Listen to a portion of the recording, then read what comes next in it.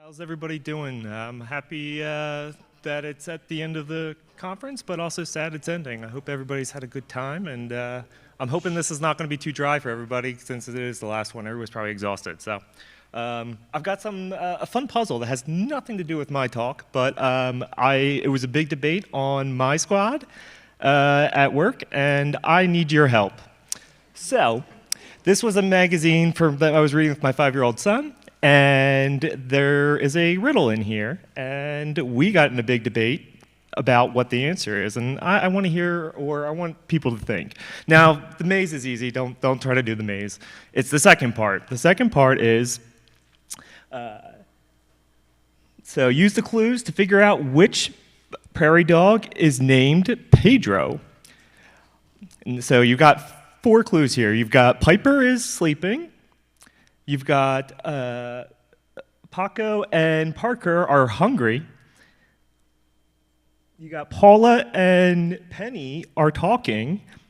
And Pedro is not a pup. So I'll let you think about it for a minute.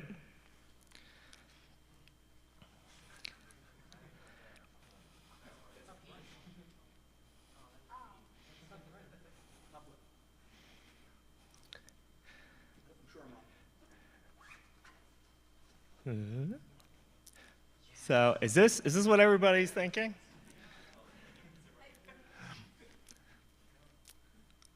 Well, you might agree with my son, but I don't agree with you. We can talk about that later. Anyway. My name's Kyle Lehman. I'm a principal engineer at Comcast, working on the Xfinity Android app. I've been working on Android apps since about 2012. I focus mainly on building mobile apps at scale, work on an infrastructure team. We help other teams integrate all their libraries into our main host application and make sure that we can deliver fast and deliver efficiently. Really passionate about developer productivity. I feel like it's the best impact I can have on our team to help us, get through some pain points of, just delivering and increasing our velocity on teams.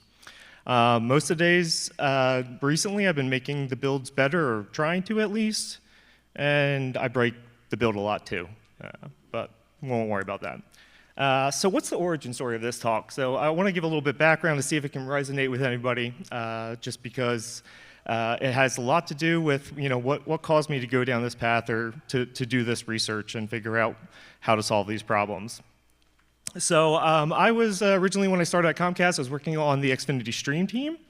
The Xfinity Stream team is a little bit smaller team than the team I'm on now. There's 10 developers. It's a single repository.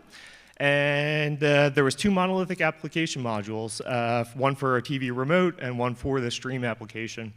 And there was very minimal share. There was a little bit API level modules that were shared, but most of it was just 2 monolithic applications. And then I got moved over to the Xfinity Android team, and there was 40 plus developers. There's about 70 plus repos. There was a single host application, but there was about 30 libraries that are shared between all of those. So completely different world from what I was used to. I was a little apprehensive about it, but I was kind of open-minded too, because we had a lot of difficulties with our Monorepo, and builds were getting really slow. I thought, all right, maybe working in these little repos would be a lot easier and enjoyable. I got to my first application, or first actual feature that I was working on. I was working on this activity timeline feed, and it was, I spun up a little repo. I was doing in Compose. We had just started doing Compose, and I had to do some image loading, and I was like, I know we're using Coil. I'm gonna bring in the Coil library. I know that they have Compose support, so I brought that in and used it, developed it. A couple weeks later, I went to integrate it into our host application. And then I realized that the version that our team was using, or the rest of the application was using, everybody was using a version that was post or pre 1.0, and I was using 1.0. And the Compose version needed 1.0. So I brought up a issue with the team. I created an epic. I found out there was 8 libraries using the pre 1.0. My library was using 1, and there was basically 4 other teams besides mine that were responsible for these other libraries. So I had to figure out how we're going to upgrade it. And I said, all right, well, let's figure this out. So on October 13th, I created an epic that was all the stories that we had to do for it. There was 8 stories, and it took us 13 weeks to all align all those squads to figure out, all right, we're going to all jointly update this package at the same time to get it into a build. It was not so much, there was probably other ways we could have done it, but it was the least risk worthy, and it wasn't a huge time constraint to get done. So that pull request ended up having 21 commits in it from 5 different developers updating their libraries. And it took until January 28th, the last day right before our code freeze, before our release, where we merged it. No one knew if there was going to be bugs because it was blocking a bunch of other teams, and we just had to get it in, and it was a nightmare. And the last thing I shared on the slide was it just felt like we were this pull request was this rickety thing flying down a runway of just slapping everybody's code into it until we could finally merge it. At the end, this was the change that was needed to be done in every single one of those libraries. It wasn't much, but it had to all be done and coordinated all over it. I want to take a step back and go over what Monorepo is, at least in the context of this talk, because it has brought up some conversation. From my perspective, it's a single repository containing multiple distinct projects. Projects are well-defined relationships, and it's not just code co-location, and a monorepo is not a monolith. And the opposite scheme is what's a polyrepo? It's a repo for each team, application, or project. Each repo has a single build artifact, reference application, and a simple build pipeline. What's a polyrepo in practice? So what do we use? It's usually you're publishing a Maven artifact of some sort. Those allows the teams, do it to have autonomy. But with that autonomy comes the isolation, and isolation harms, our collaboration. So we want to figure out how we can kind of break down these silos. So with Polyrepo environment, we noticed that it was tedious to integrate. Like I said, I went and build out this feature, and then not only that, but then now I have to go and integrate and worry about how I'm going to collide with other work that already exists in the application, but wasn't part of my work when I was actually implementing the feature. And then there's also these things that I like to call Trojan horse pull requests, and we have people that will they bump their library, and it's a single line change into our host application, bumping their library from 1.0 to 2.0. And it's an internal library, but there's no information, no idea what changed in that library. But myself as a maintainer of our host application, I've got to review that, and it happens all the time. And we just hope that they did a good job in their tests and things like that. So a lot of times the teams don't have release notes or anything like that of what they've changed. So that comes really problematic for us. And then costly cross repo changes to shared libraries and consumers. This is basically what the LaCoil fiasco was. And then inconsistent tooling. Some teams used code coverage. Some teams posted builds to App Center of their reference app. Some ran espresso tests. Some didn't. Some used different images. There was no consistency whatsoever. Now, if we take a look at what a monorepo and what are some of the benefits of it, you've got atomic commits across projects. If you were going to update Coil in that situation, it would have been a single commit. Updating the build, somebody could have modified it. It would have been a single developer. It would probably have been a day's worth of work, not even. Transparency into what's changing. If somebody's making changes to the application, you're seeing every single thing that was changed outside of third-party libraries. There's one version of everything. You're not trying to worry about having snapshot versions or having there's a version of your library and then going and changing that and putting it into the code. And then just having developer mobility, going back to, a single developer can make one change versus having a team of 4 or having 4 teams with a developer on each making changes to their code. So knowing all that, what I just kind of described, how can we take some ideas from Monorepo without having to actually fully invest into Monorepo? Because at the scale that we were at and the situation we were at, there was some apprehension around Monorepo and say, could our builds handle it? I don't think we can move all that code in, and there was concerns about moving that. So in lieu of that, it was, what are some ways we can try to, behave like a Monorepo and not fully be one? So looked into some tools that we could use. One thing was Gradle convention plugins, Gradle composite builds, published version catalogs, and automatic dependency updates. So I'm going to kind of talk about each one of these things. So Gradle convention plugins. These are shared configuration and build logic. They apply conventions or kind of like boilerplate that you would be applying to multiple modules in your application or across multiple of your libraries. And they're usually like a wrapper to an existing library. They're not like a new functionality, but they're just providing somewhat of a wrapper and configuration of your conventions. The easiest way to kind of jump in and get started with them is using precompiled script plugin. And this is using the Kotlin DSL. And we'll take a look at what that looks like in a bit. And then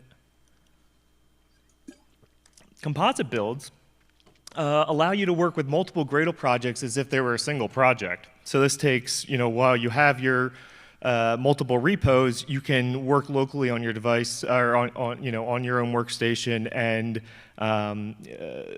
develop as if they're a single repo. So you're constantly integrating while you're doing your development. And we'll take a look at that too. And then so you're building against local projects without needing to publish or consume them as separate artifacts. And Gradle version catalogs. This was introduced in Gradle 7.0. It's defined a curated set of Gradle versions of your artifacts. It simplifies the Gradle version management. It's basically like a menu of all the artifacts that your builds are consuming. And you can share and reuse version configurations. And they can be published as an artifact, which is one of the things that really helps in this kind of Polyrepo world. Is it's very similar to how we're already consuming a lot of our projects. And then automating dependency updates using Renovate. This kind of automates the pull requests, and when versions are released of both internal and external dependencies. It works as a GitHub app, or you can do a self-hosted approach. It supports Gradle. This was one of the key things that I started looking into this. I know Dependabot, I think, just recently launched better support for Gradle, but I know Renovate had support earlier on, so that was kind of the route I went. And then includes release notes and change logs. If you've got those set up and configured, and we'll take a look how that works too. And so, yeah, I'm going to kind of jump out here, and we're going to try to look at some of this stuff.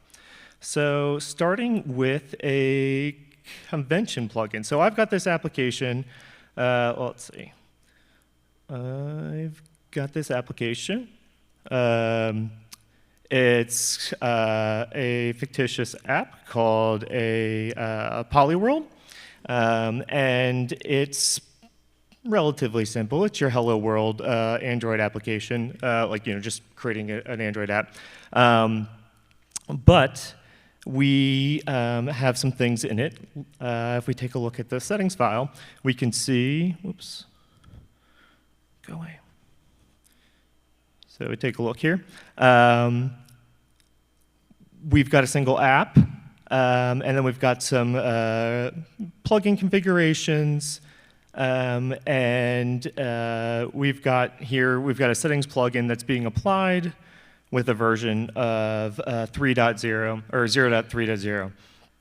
And then we're also creating, this is an example of the external catalog that we are publishing and consuming this as an artifact instead of having it local to this repo. Let's see. Sorry, that one. So let's take a quick look at those convention plugins and what those actually look like. So this is the other repo that's called the Polyworld Gradle plugin.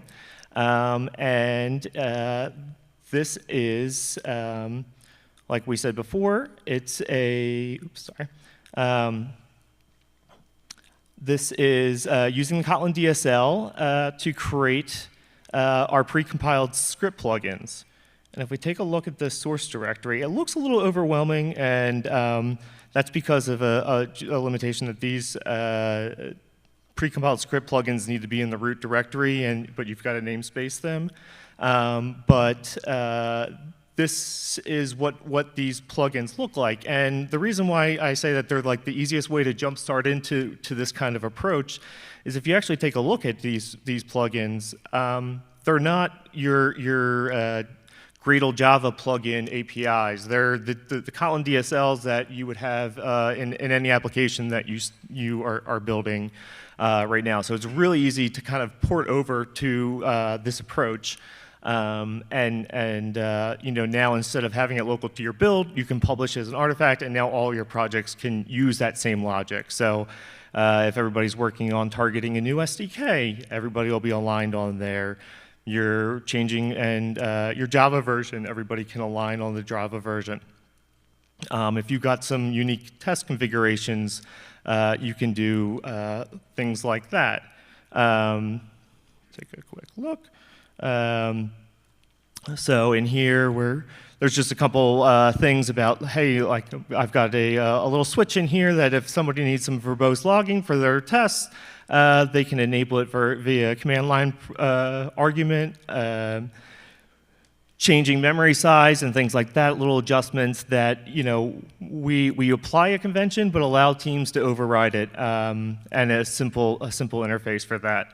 So if you take a look here, there's a bunch of handful of different plugins here. So we've got compose conventions. These things are really simple. They're very small, and in kind of like the nature of like compose, and we can compose a bunch of them together depending on the needs of an application. There's things like the GitHub release Gradle plugin, which helps generate our release notes for all these teams that were before creating releases and not providing any release notes.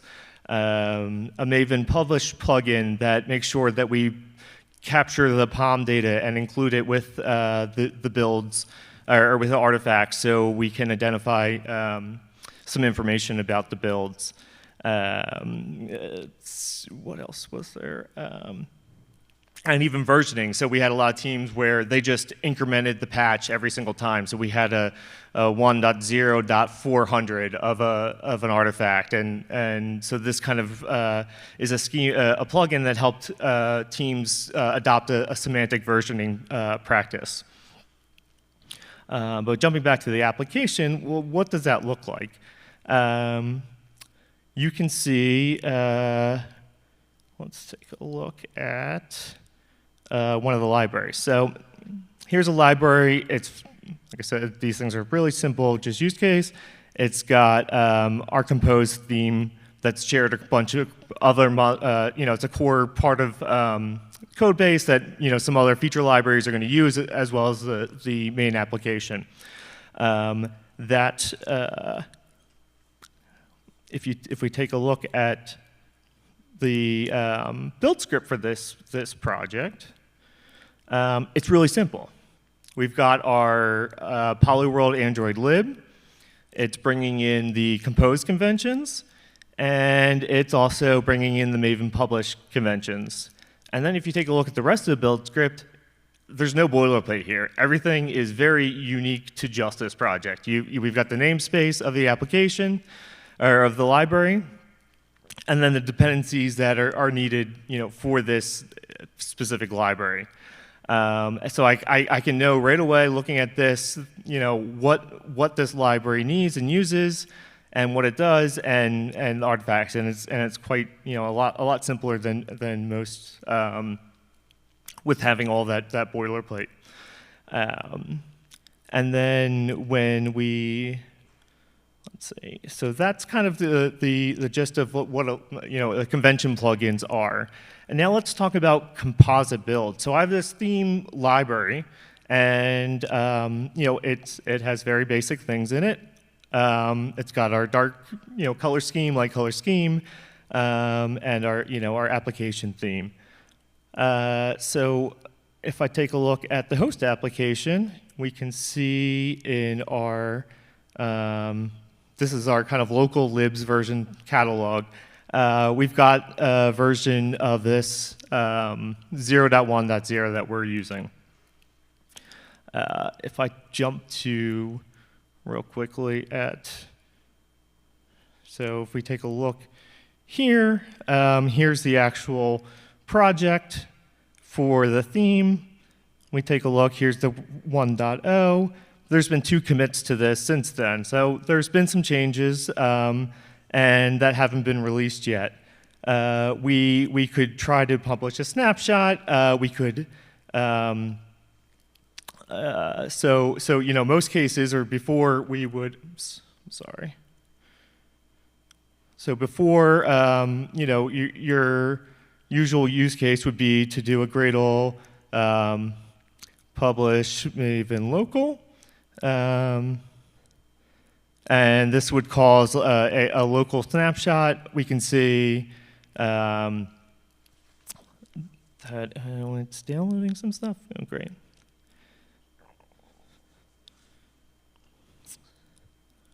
I guess it's downloading the conventions that I had published. So you can see here we had a version pumped out. So there's a 0.2.0 snapshot, and this is the versioning conventions that I showed off earlier. So the next version of this is going to be 0.2.0, but we want to test that in our application. So we're building a local snapshot. And usually what you would then have to do, and you'd have to come in here and change this to a snapshot, but we don't want to commit snapshots, so we, this makes things a little bit more complicated and difficult and cumbersome, and every time you make a change there, you don't, you want to publish a snapshot again, and that's just a really difficult workflow for most developers, or it's just tedious. So how composite builds work, if you take a look at the settings.gradle here, we've got a little check-in here that if it can find a local, a file, like a directory that's at the same level as this project with the name Polyworld theme, and there's a file in there called composite include, then it's going to include that build, and this is the composite build portion of it. And not only is it going to include that build, but it's got this other nifty trick that does dependency substitution. And how dependency substitution works is it takes the coordinates of a artifact, which we have. This is the module ID for the theme. And so we say we want to substitute this module, and we want it to be a project called theme. So what would that work? What would that look like from somebody working on this? They would have a local file called composite enable.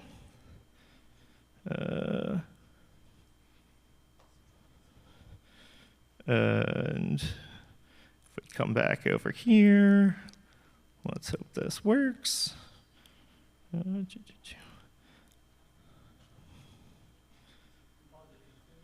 Oh, yeah, thank you. I was wondering why it was green, and it was asking me to add it to version control. I should have known. All right. So, and here, and what we kind of saw here was there was a little log statement here that it's including that theme. So we at least know that I got the file name right. And what you'll notice here from your project structure, not only do you have the Polyworld app listed here, but you now also have Polyworld theme. And this is, if you take a look at the path, this is the path to that repo. And here is that theme code. So now, instead of building with that actual, or running with the snapshot of the theme code, you're running and compiling against this local code directly. If I decide, let's see, let's run the application on this and say we had, we were using this purple color, we want to, change it to, say, orange color. We can do that, and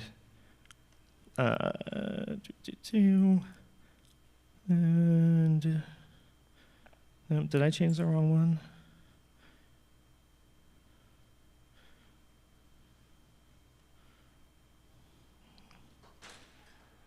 Oops, what the heck happened there?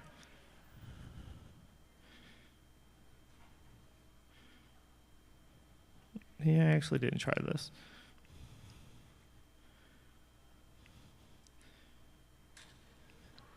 Maybe I haven't wired these colors up right, but anyway, sorry. So anyway, so this code, so when actually, if you take a look at our application code, and we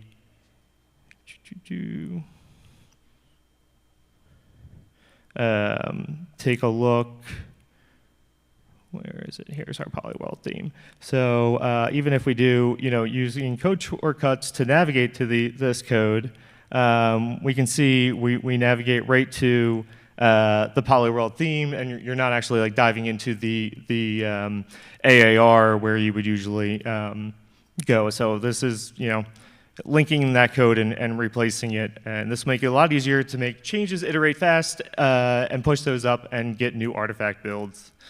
So yeah, so that's what a composite build would look like. Let's see.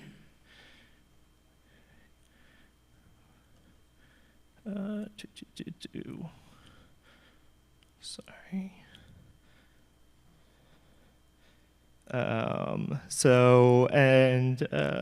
version catalogs, which is, if anybody aren't familiar with them, we saw a local version of them, but you can also have these as artifacts. Here's a repository for our external cat dependencies. This is great. I feel like where we came into very useful is having all of our external dependencies in a single catalog as our single source of truth. It's like, it's a one-stop shop for everybody to go if they're interested. Like if they know they're looking for a library, they want to know what's already in our application and what we're already using, and what version actually to target. They go to here. So we keep all the versions out of the actual feature code and feature repos, and all of the dependencies get updated and included in here.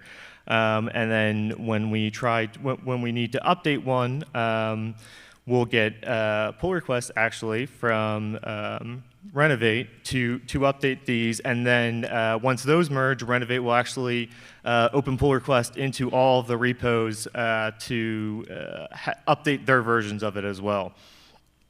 And we can actually take a look at how that usually looks. If you take a look at the theme repo, there was a couple pull requests. I think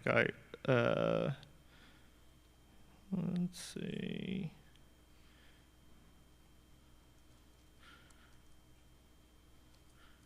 No? I think it was this one.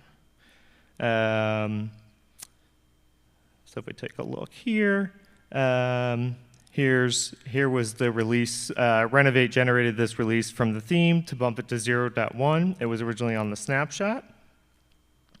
And it'll open these pull requests for your included builds and your external ones. But the other nice thing about it is it has the release notes. And while this one didn't have any good release notes, let's look at a closed one real quick. Here's the version catalog. So we can take a look at this version catalog bump, which was from 1 to 1.1.0. And then the teams, once the catalog gets updated, they can actually go in here and see what dependencies updated and what versions are they now targeting. This right away, we get a good sign that they're going to be okay. It's going to run all their tests and integrate all of their projects, and if everything's good, they can merge it. We can actually even set up auto merging, which we're kind of trying to get to a state where we're comfortable with that actually happening, especially with like our Gradle plugins and things like that to release these fixes out to teams faster. And yeah, so that's kind of Renovate in a nutshell. All this stuff is up on my GitHub. I've got a link in the slides, and I'll post it out, but you can poke around at it. There's both how Renovate is set up. Right now we're looking at Renovate set up as a using the Renovate app. It's just an app that you onboard to your repository. If you want to go a route of self-hosted, like I said, that you can. There's GitHub Actions. There's a Circle CI orb to integrate it, but super simple to set up and get running. And then there was one last thing. So if you actually feel like take a quick look at what a shared configuration for Renovate would look like. If you were doing a self-hosted with GitHub Actions, you can take a look. And this is essentially what you have from a configuration for running GitHub Actions with a self-hosted Renovate. So you just need to provide it its own configuration file. And what we can do is give it a list of repos that you want to update the dependencies on. And this will actually onboard all those repos. So if you do have limitations where you're not, running it with the cloud application, and you've got like a self-hosted runners, you can go this route, which is something that we've had to do. Yeah. So I think that concludes all I had. Oops. From the start.